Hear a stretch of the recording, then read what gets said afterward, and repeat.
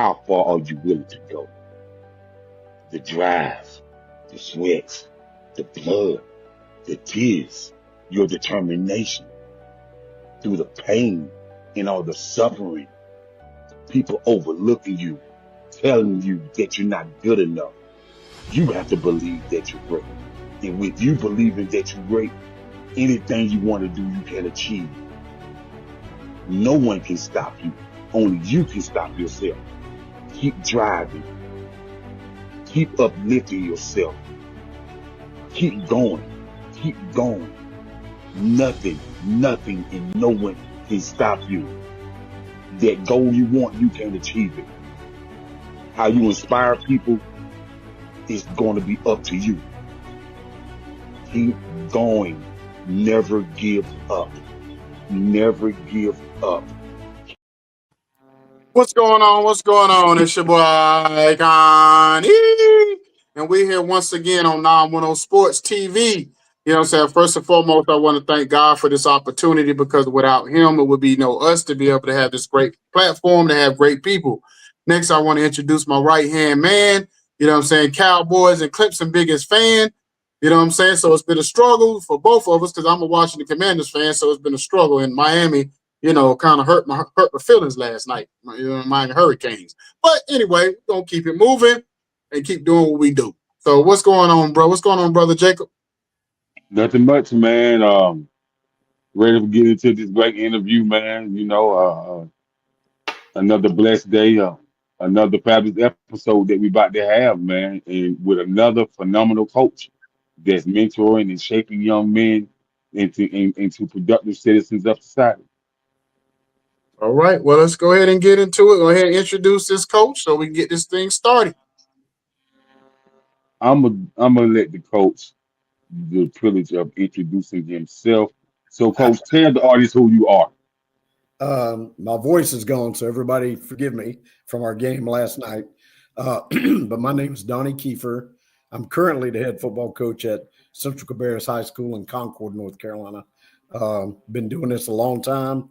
I'm currently the second leading winning coach in North Carolina of active coaches. So I coached in North Carolina for 31 years, then I retired and went to South Carolina for 8.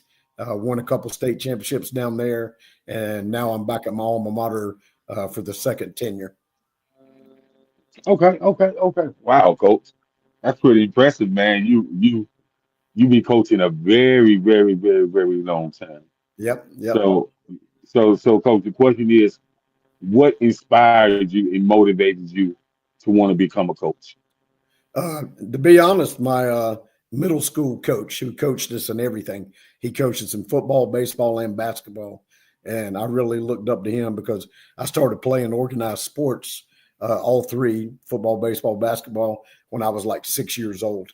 And so I had a real passion for it right from the beginning. And then when I got to middle school, having a real coach, not just youth league coaches through the years, one guy coaching us and mentoring us and, teaching us how to be men. I knew by the time I was 13 years old that I wanted to be a football coach. Okay, coach. So, from you've been coaching a very long time. So, how has the aspect of coaching changed? You know, as far as every type of sport. You know what I mean? Especially Right. football. Right. Well, the mentality is a little bit different. You know, it's not the same as when I played, probably not the same as when you guys played. The outlook, the passion sometimes. I'm not one of those coaches that feel like, oh, kids just aren't as tough as we were, that kind of thing. But the reality is they look at it from a completely different perspective. And as you guys know, I mean, now with, even at the high school level, kids will transfer out in a heartbeat, just like at the college level. They go somewhere, they don't like their playing time. They don't necessarily like their position coach or their head coach. They can just move away. There's not that real commitment like we had back in my day where you played sports with your friends and you wanted to make your team better. You weren't looking to leave and bail on everybody. So, that's one aspect of it. And then the other aspect is, which you guys know, is that there's so much to take the attention away from sports. Kids have so much to do these days. And I know that's not brand new, but it's a whole different scenario trying to keep people committed in the weight room, doing everything they're supposed to do to get better. You know, everything nowadays is a lot more about social media than it is about, just really developing as a player. Okay. Jacob, you there? I say must have fell off for a second. Must have difficulty. So let me ask you a question because you're probably the first club coach that we've had that actually brought this up without us asking. When you talk about the transfer of the kids, so in high school level, kind of explain how that works because back in the day when we was in school, you had to play within your district or your area. You couldn't just go to another school unless you had some kind of waiver or scholarship or something of that nature. So Right. kind of explain how that works. Okay. Well, I just left South Carolina. I went down there for 8 years, and it was Hold on, Jay, get some feedback. it's breaking up.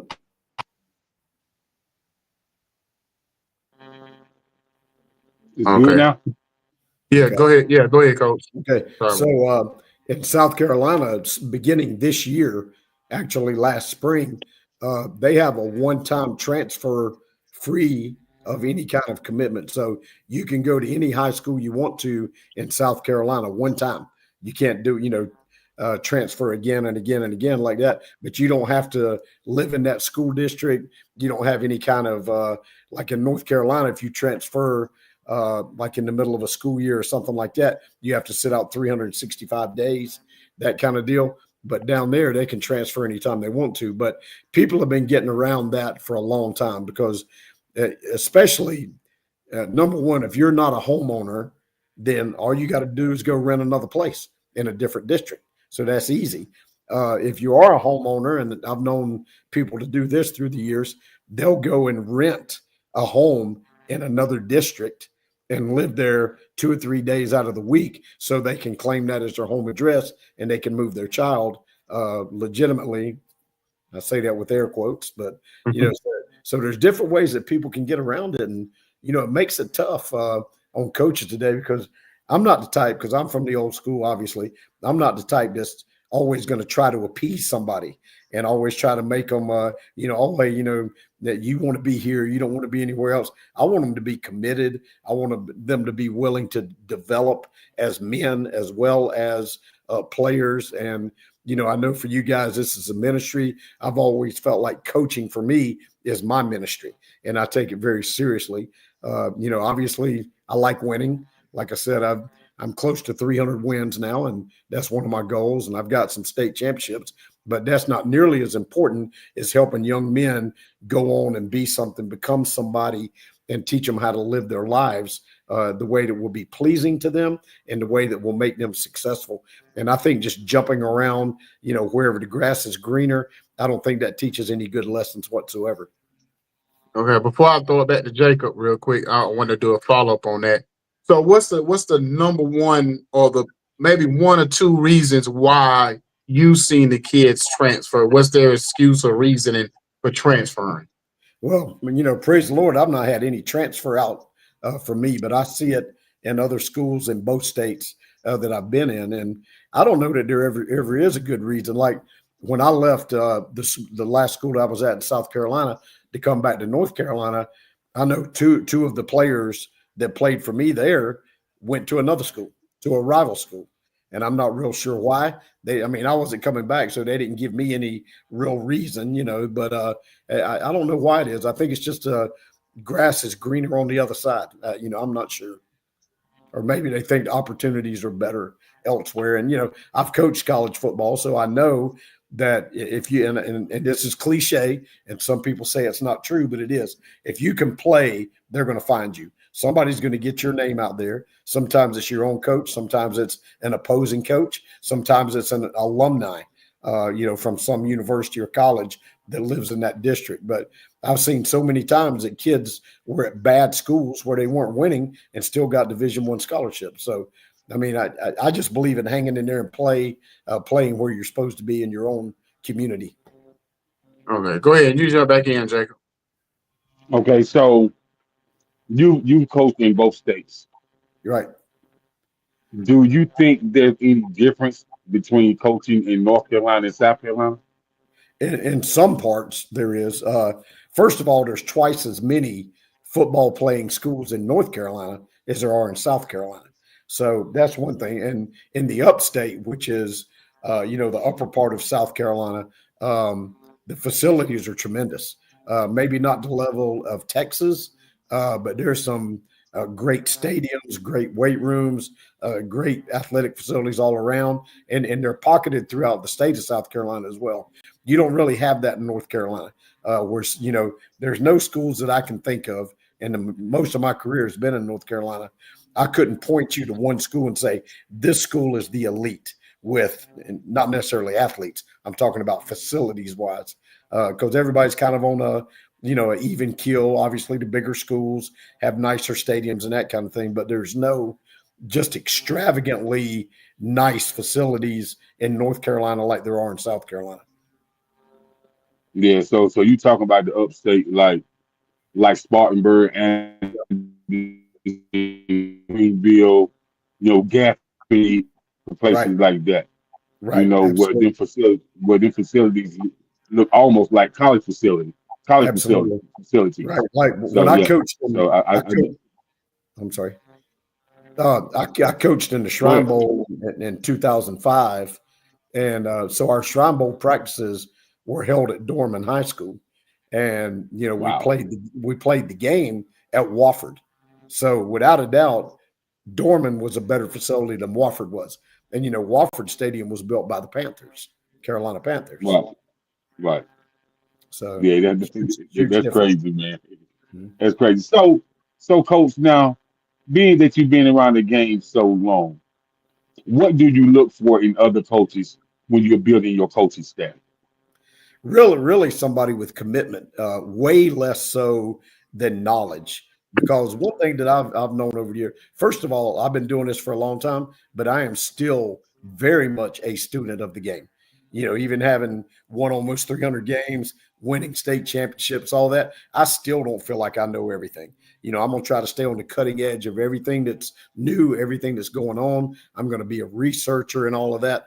That's what I'm looking for in assistant coaches, people who are willing to put in the work. Sometimes when you hire coaches that have been coaching for 10 years, 15 years, 12 years, whatever, they know what they know, but they don't know what they don't know. And a lot of times they're not willing to learn.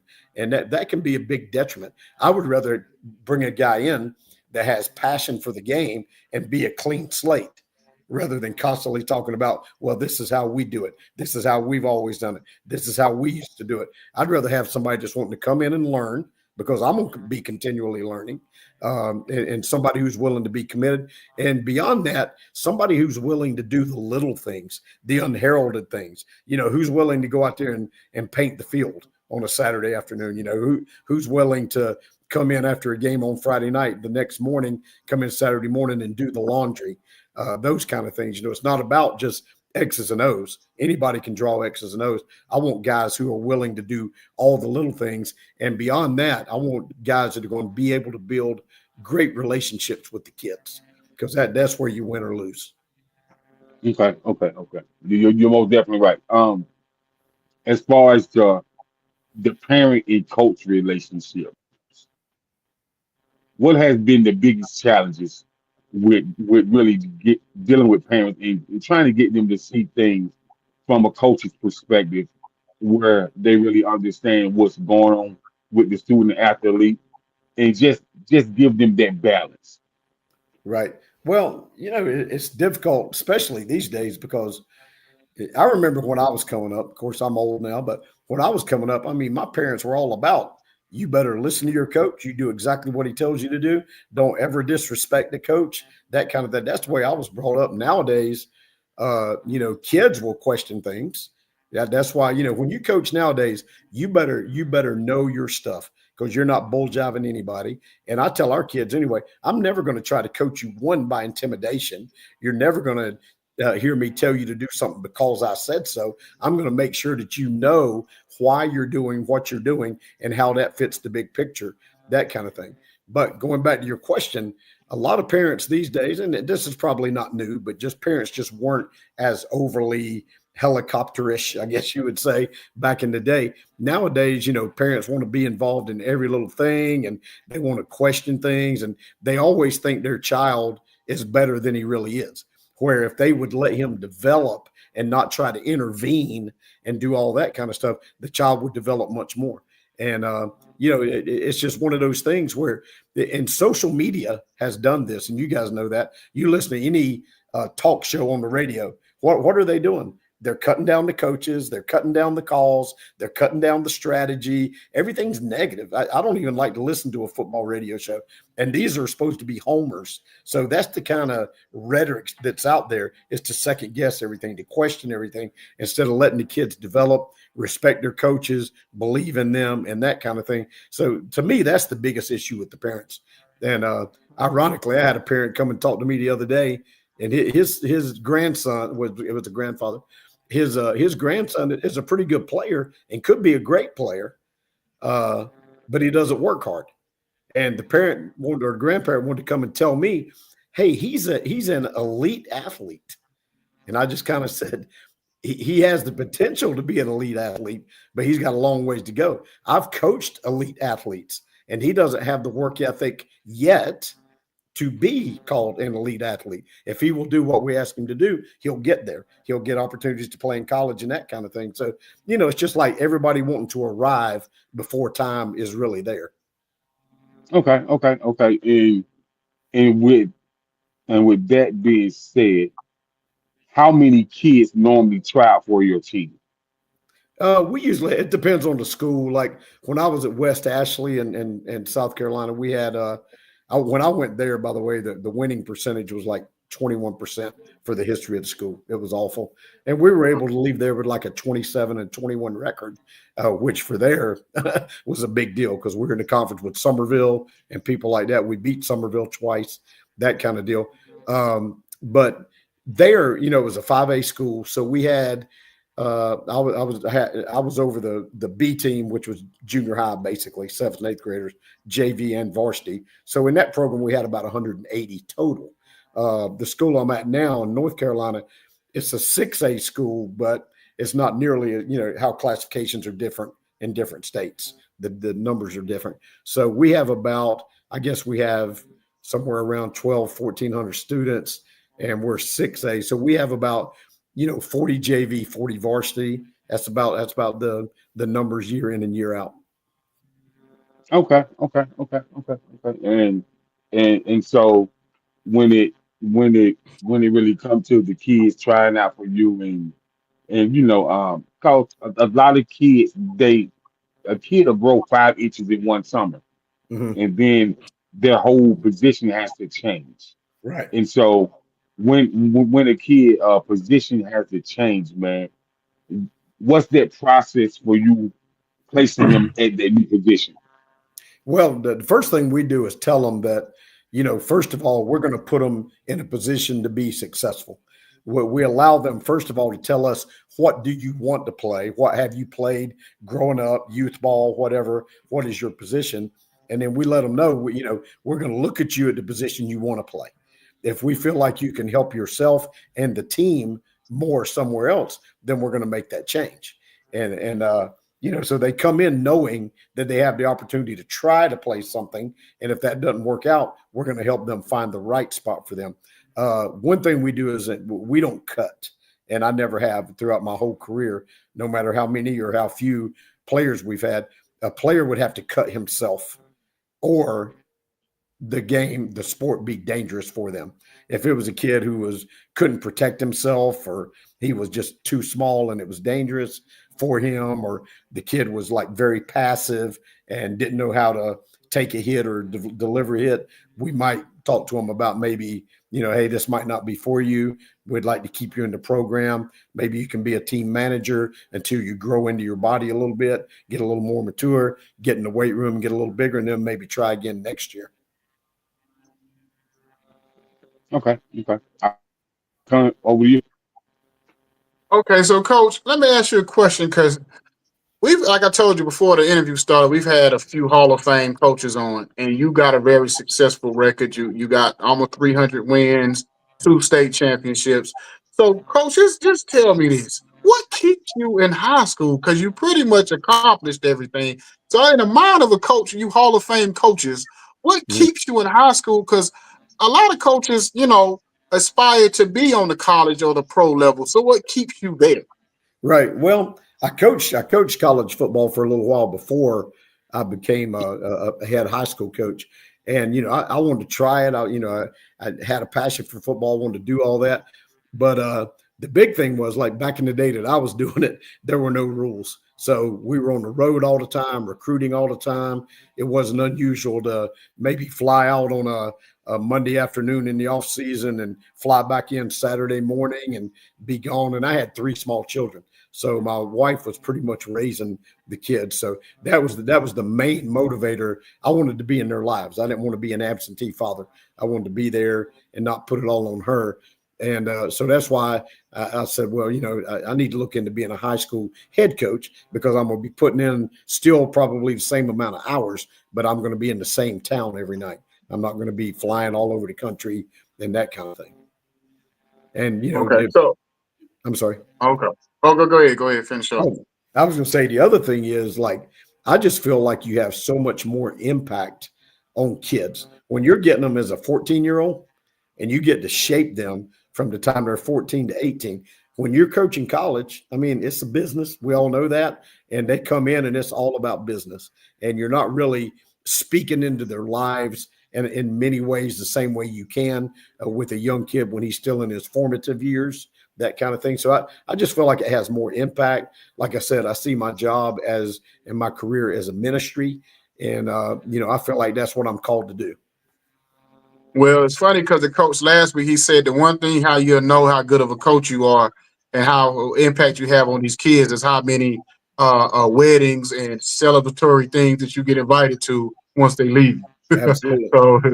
so, but I'm gonna ask you this. So, and Jacob probably can attest to this too. This year we've seen a lot of bonehead situations, even on the pro level. We've seen back to back weekends where a player run into the end zone, dropped the ball right at the one, and got it called back for a touchback. We seen Jalen Carter with the Jalen Carter first game of the season spit on Dak Prescott.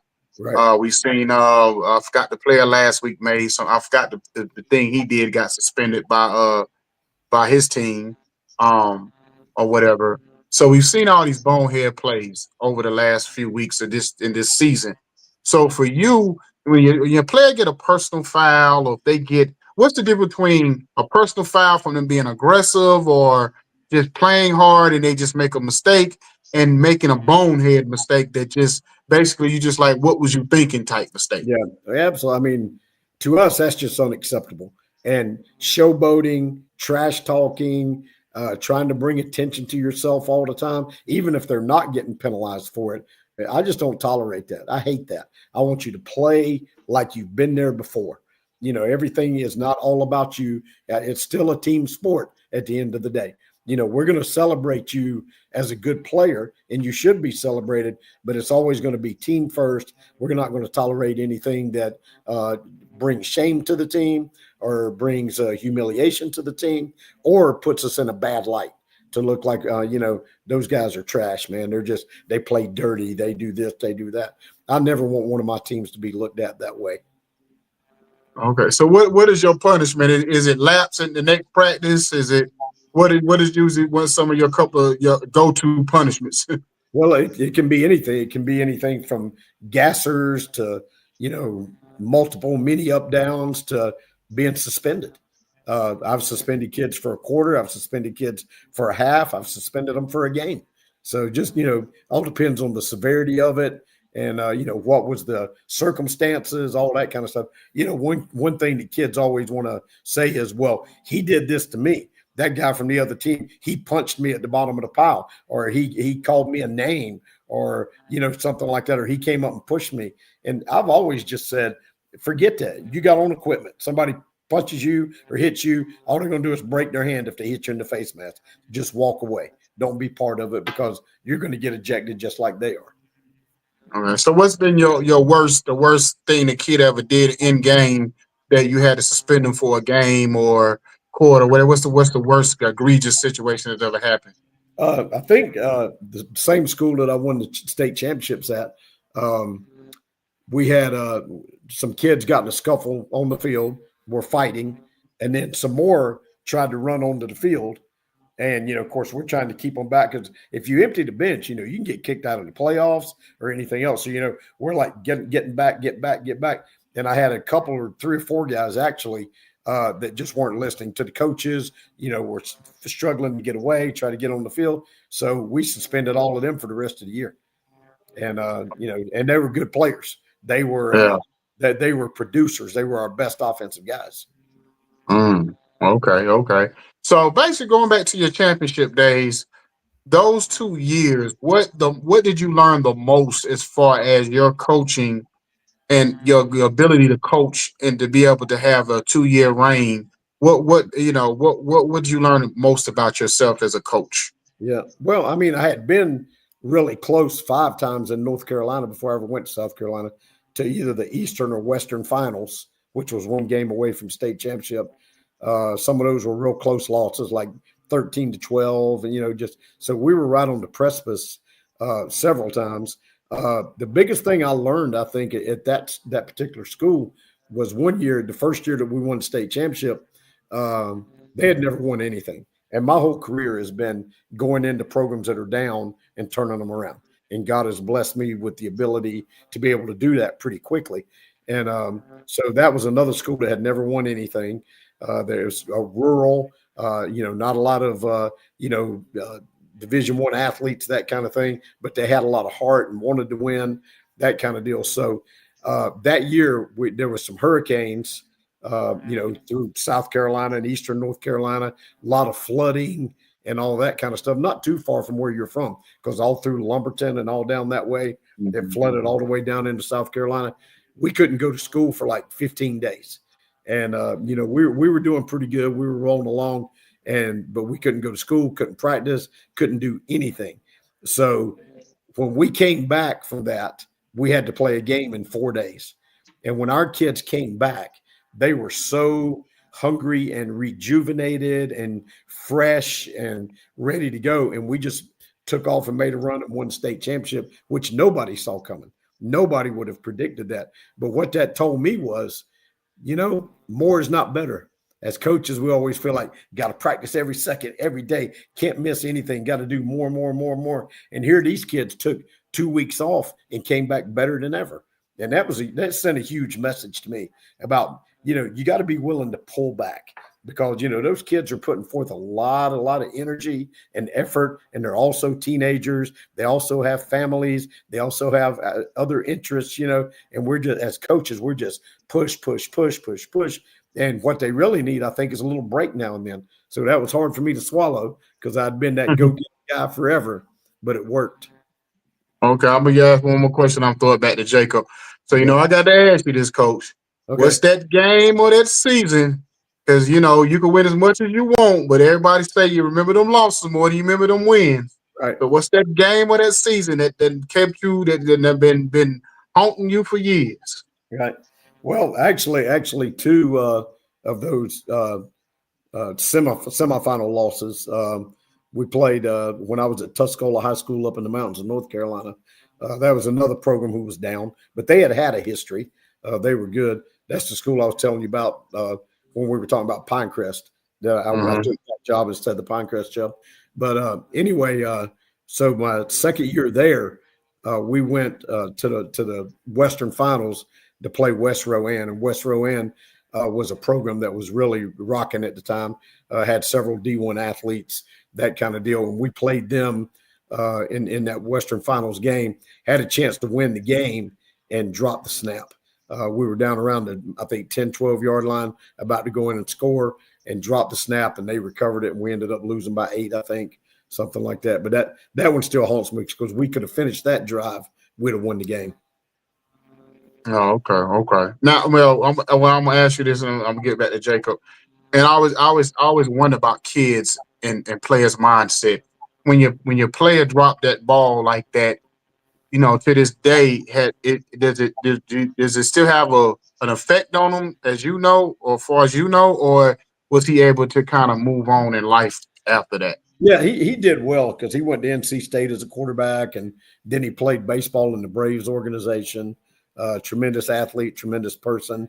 I'm sure it still haunts him. I'm sure he still thinks about it, but it didn't destroy him. Some kids that would have destroyed him. They would have been ready to hang it up and be done forever. But it was tough. It was tough on everybody. But that's just one where you think, wow, we could have done that. Could have gotten there. Yeah. Go ahead, Jacob. All right, Coach. So let's talk about X's and O's. Okay. Are you a defensive guy or offensive guy? I am both and have been forever. So that's one thing that a lot of people are surprised by me when they get to know me. I can coach any position on either side of the ball. I can call, game plan, anything on both sides of the ball. I've been that way forever. Like I said, I'm a researcher. There's nothing that I'm not going to dive into 100%. Like I said, I've been the head coach in 2 national all-star games and ran the offense, and as well as being the head coach, and won both of those with big margins. I also was the defensive coordinator for North Carolina in the Shrine Bowl and won that. So I've just been that way just forever. I like both sides of the ball. I understand both sides of the ball. I like the challenge of scheming against the other side. And I've always taught, like I always tell assistant coaches when they, tell me, hey, I'd like to be a head coach someday. And the first thing I tell them in South Carolina, they have a under 35 and under coaches group. And I've spoke to that group before and about becoming a head coach and how to do it and all that. And one thing that I always tell everybody is you better know both sides of the ball, because if you only know offense and you get that head coaching job and you have to go hire a defensive coordinator and it's going to be his defense, then your career is now in his hands. And that's the same way on the other side of the ball. So I just think it's vital that you know both sides of the ball. And the more offense you know, and I would dare say there's very few offenses out there that I haven't run at some point or had to defend at some point. So the more you know about every offensive scheme, the better defensive coach you're going to be, and vice versa. Okay, so what are your favorite 3 offense formations? I like spread to run, and I like 12 personnel stuff. I like using 2 tight ends, either attached or detached, with multiple, multiple formations, that kind of thing out of that same 12 personnel. That gives a defense a really tough time. And, that's one thing that kind of drives me as an offensive coach is I look at it from the defensive perspective, and I'm like, okay, what do I not want to see? What is the toughest thing to defend if we're in this defense or that defense? And so that's the biggest thing, is just kind of knowing how to attack. So that 12 personnel with two attached tight ends, all of that's hard to defend. I also like some shotgun wing T stuff because wing T is tough to defend in itself. Back in the old days, I ran a lot of wing T under center. So it was good. I also grew up in the single wing. I was a tailback in the single wing back in the 70s, and that was a lot of fun. So those 2 I would say, and then I also like triple option stuff. I like flex ball and all that kind of stuff if you've got the right people to run it. What I haven't been like the kid I was telling you about, that the quarterback you asked me about dropping the ball, did it affect him? He when I had him, he passed for 4,000 yards in the same offense. But I've never been what you would call an air raid guy, going to throw it every down, throw it 60 times a game, that kind of deal. But I do understand that offense as well. Hey, Jacob, Okay, before you so answer that question, and you probably agree with me on this one, I've never understood why more teams haven't used the 2 tight end set, because if you remember when Aaron Hernandez and Gronk was with the Patriots, they were unstoppable. Right. And I've just never understood why, if you could get you 2 dynamic tight ends like that, because that tight end position is the hardest to defend, especially if you have decent wide receivers, because now you can't put your best corners on those tight ends. You're going to have to put a slot, or you're going to even a linebacker will end up on those tight ends. So I never understood why more teams don't go to that two tight end set. But yeah, but go ahead, Jacob. Well, it's crazy you said that because my favorite formation is that double set tight end, man. Is like you said when it comes to if you got two solid tight ends and you got solid receivers and you have that rotating backfield, maybe like a three rotation backfield, you are going to be very hard to stop. And so, like you said, I don't think a lot of people pay attention, but that's unstoppable. And and so, coach, now we're gonna go to the defensive side of the ball. Okay. Now, I tell people all the time, the baddest man on the defensive side of the ball to me is a nose guard that knows what he's doing. Right. And so, with that being said, what is your favorite three defensive formations? Well, my favorite defensive front and schematics is a 4-3, like a Miami 4-3. But unfortunately, with all the stuff we see these days, it's way harder to adjust to everything out of a 4-3. The thing I like about a 4-3 is that you everybody's up front, it's an outside shade. You got a one technique nose, a three technique defensive tackle, and 2-5 techniques or a 9 technique defensive end. So everybody's defensive fundamentals are exactly the same. You're going to squeeze a down block, don't get reached, and get in a pass mode when you get a pass set. So you can interchange those guys, which is one good thing. But the entire defense is based off of cloudy clear reads. Like you've got your two adjacent defensive linemen, and then you got a linebacker. You got three linebackers. Each of them are reading cloudy clear, which just means it opens or it's nothing. So they're either scraping or plugging on every play, and you've always got a backside cutback guy. So if you're playing a zone team or somebody's going to run like quarterback counter, that kind of thing, you've always got a cutback guy, and you're too high in the secondary. So it's not like you're going to get hit with seams and that kind of thing. So that's my favorite.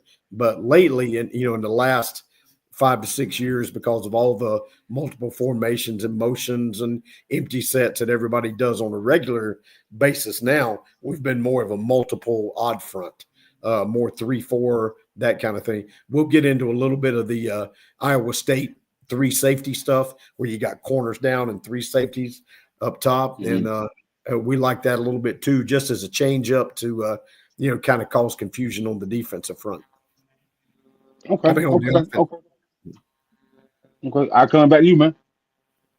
Yeah, because I was gonna say it's hard. I forgot that I was watching the game last week, and they said it's. I think it's the Baltimore. I think is the only team that really uses like three linebackers for the most part throughout the game. And like you said, you either have to have that extra safety in there or whatever to go for that to be actually the kind of players that third linebacker because of the spread formations and extra weapons on the field that the offense has.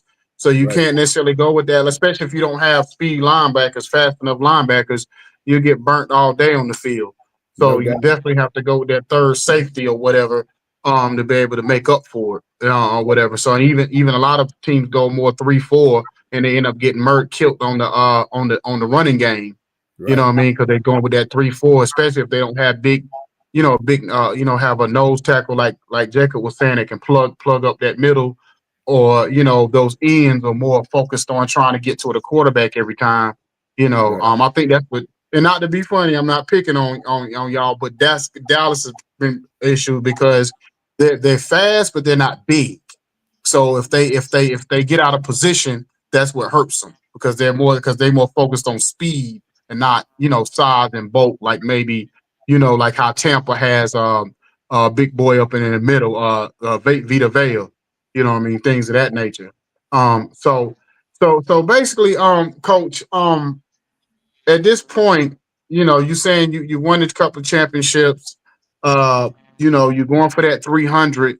What's end up like at the end of the day, like your ultimate goal, like your ultimate thing that you kind of that pushes you every day to be for your programs and what you like to see? Is it more of the or is it more the graduation rate? Is it in I know it's a graduation rate, but on the field, what's like the things that you kind of focus on to keep the train running? Yeah, it's kind of a combination of things.